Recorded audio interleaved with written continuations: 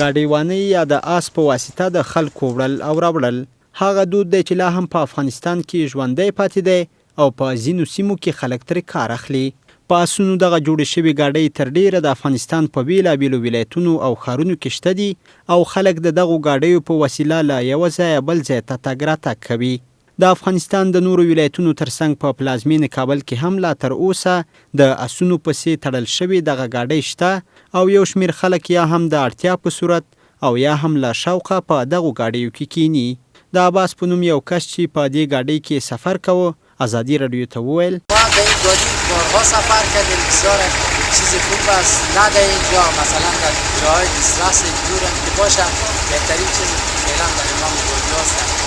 سفرش واقعیت هوایش پاک، هوای صاف، بدون کدام خطر، بدون کدام از این خطر مواجه بشه ناگهانی نیست که خطرهای که واقعیت در صورتهای بیشتر موتر هست اینجا نیست، این بسیار کم است.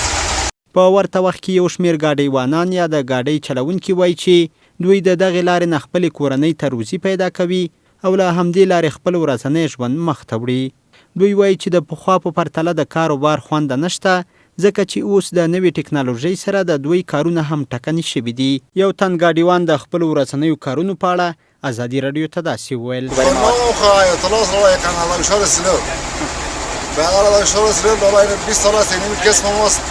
بازار خان دیگه وقت که وقت مردم میره حالا فعلا نمیره، حالا از وقت که کار غریبی کم شده، کار غریبی نیست حالا خان دیگه بازار دیگه دیرین کس افتادیم و روز روزگار حالا نیست بازار خان. بازار هر رقم آدم میره، اشتوک میره، سیاستر میره، ری سفید میره، هر رنگ آدم میره. بسیار غریب ترینش بازار در طرف دارش نمیگیریم پایین میره.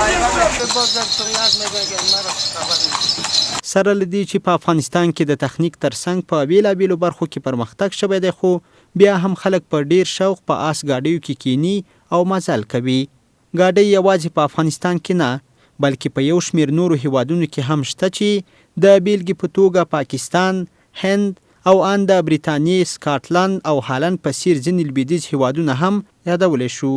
په ودونو کې به هم خلکو پخوا د ناوې د وړلو لپاره ګاډۍ کارولې او په ښایسته ډولیو کې به یې خپلې ناوېګانې کېنولې او بیا به یې کله کله د ګاډیو په واسطه هم وړلې. ابراهیم صافی، آزادی رادیو، کابل.